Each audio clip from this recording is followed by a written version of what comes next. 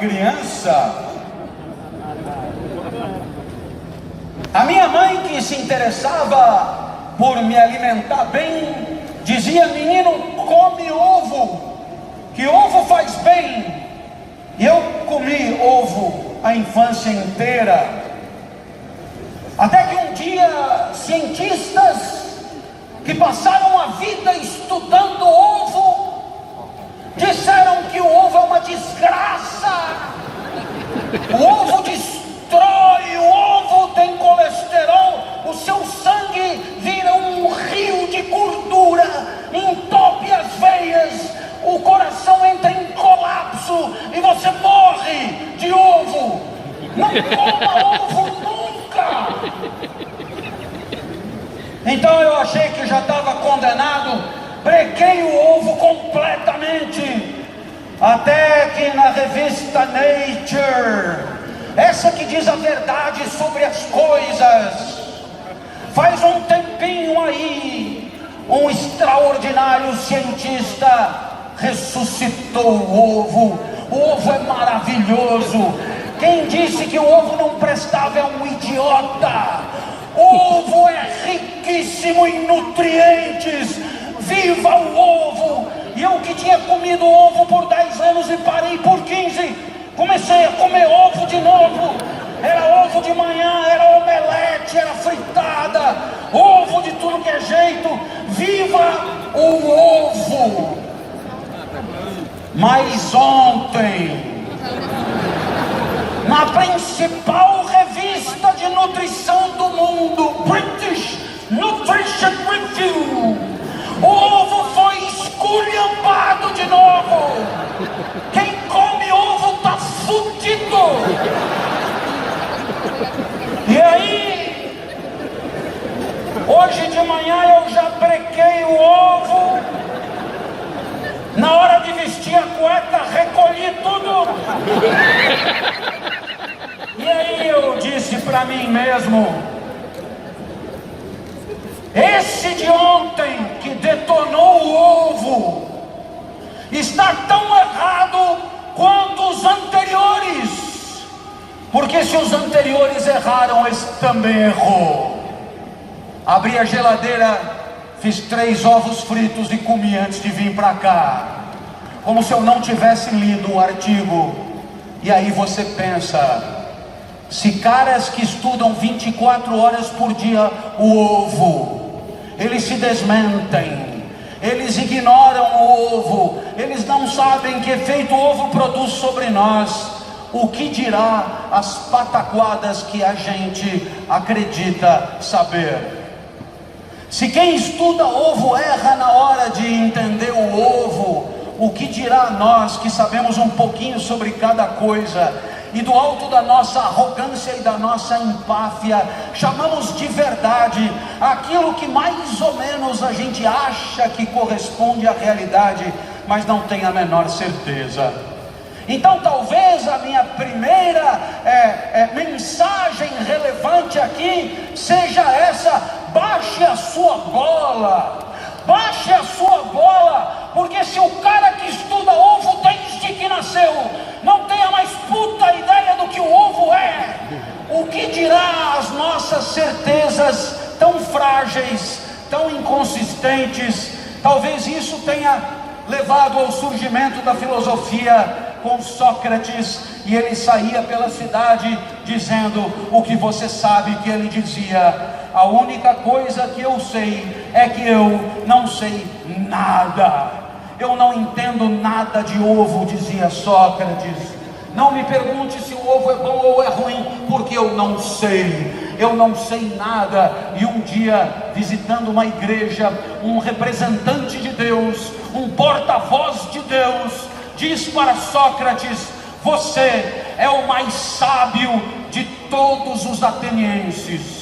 E quem diz o mais sábio de todos os atenienses, está dizendo o mais sábio dos homens, porque sabedoria estava para Atenas, assim como basquetebol está para os Estados Unidos e sumô está para o Japão. Ser o maior lutador de sumô no Japão é ser o maior lutador de sumô. Ser o maior sábio em Atenas é ser o maior sábio. E Sócrates então começa a pensar: como é que eu, que não sei nada, sou o maior sábio? Como Deus tem sempre razão, eu sou o maior sábio e não sei nada. Como é possível? E Sócrates então finalmente conclui: já entendi. Eu sou o maior sábio porque eu sei uma coisa que ninguém sabe, que eu não sei nada. E aí está toda a minha sabedoria. Aí está a origem da crítica, a origem da autocrítica, a certeza da própria ignorância, a humildade de aceitar que tudo que você acha que sabe pode não ter nenhuma verdade, nenhuma pertinência. Platão, depois de Sócrates, colocou escravos dentro de uma caverna, que sempre estiveram ali amarrados, e os escravos observavam sombras no fundo da caverna, e eles diziam que aquilo era a realidade, confundiam a realidade com as sombras, até que um escravo se liberta, sai da caverna e se dá conta que aquilo ali era mentira, que aquilo ali era ilusão, que aquilo ali não correspondia a nada, que na verdade o mundo estava lá fora. Mas os escravos, convencidos de que as sombras eram o mundo, não deram ouvidos a quem tentava avisá-los do contrário, agrediram quem tentava dizer que as sombras não eram a verdade, não eram a realidade. Por quê?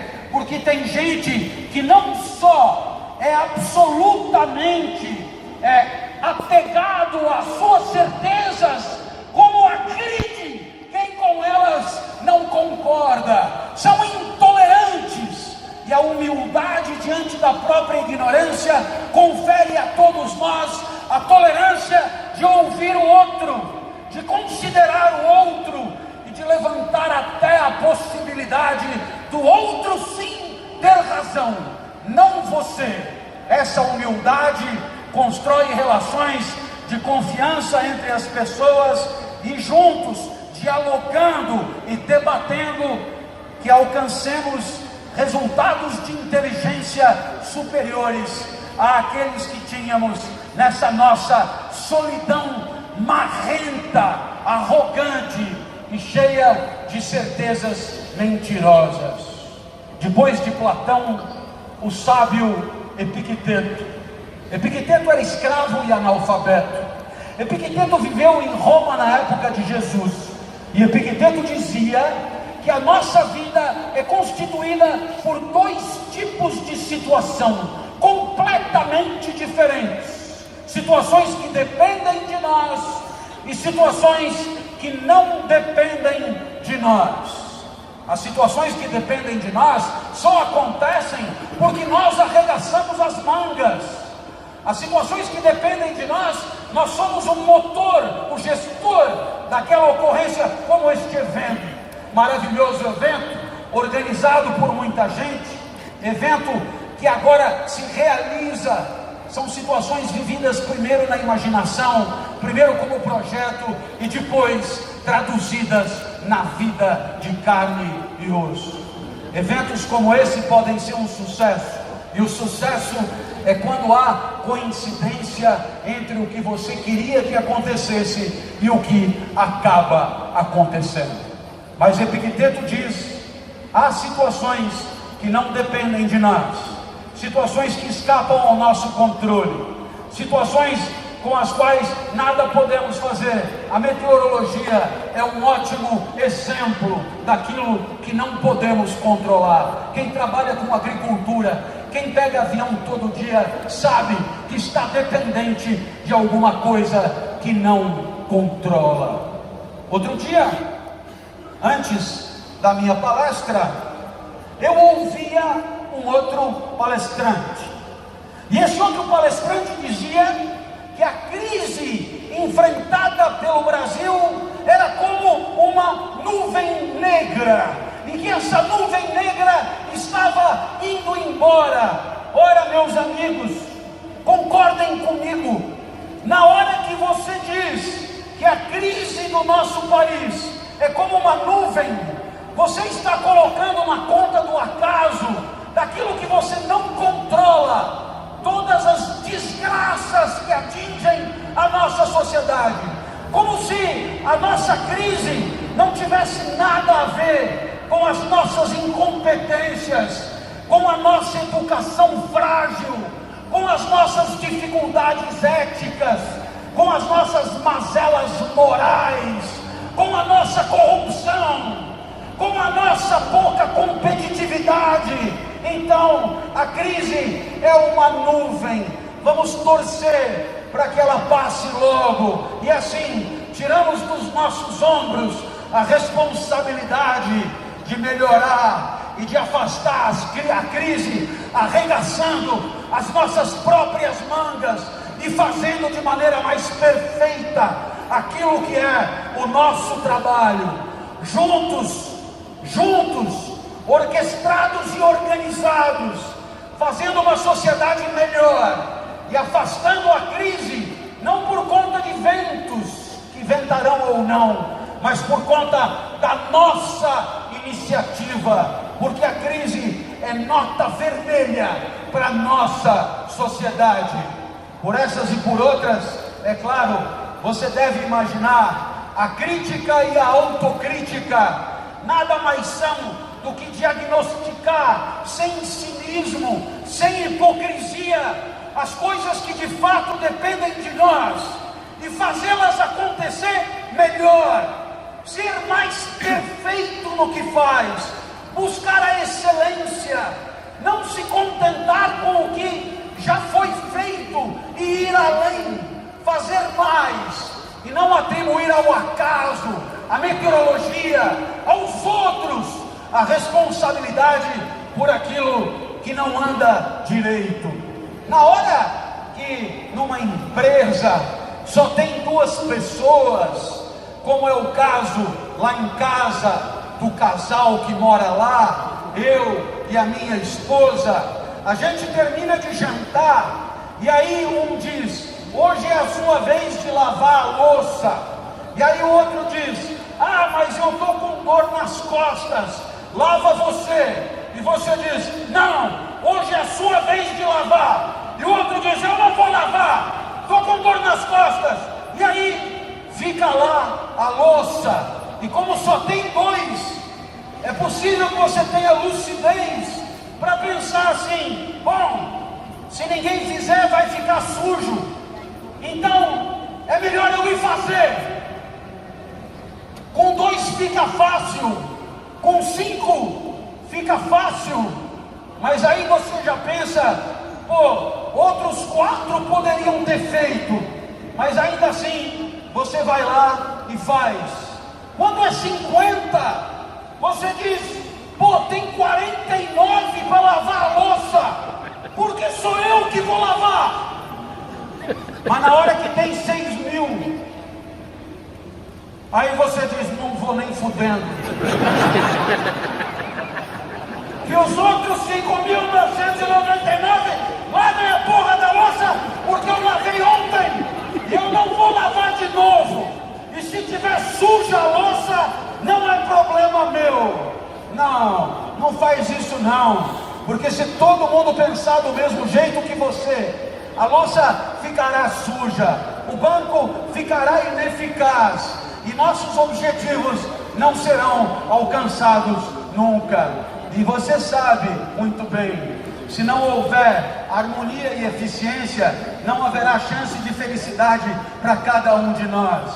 Felicidade precisa de sucesso, precisa que aconteça o que a gente quer, precisa que as metas sejam alcançadas.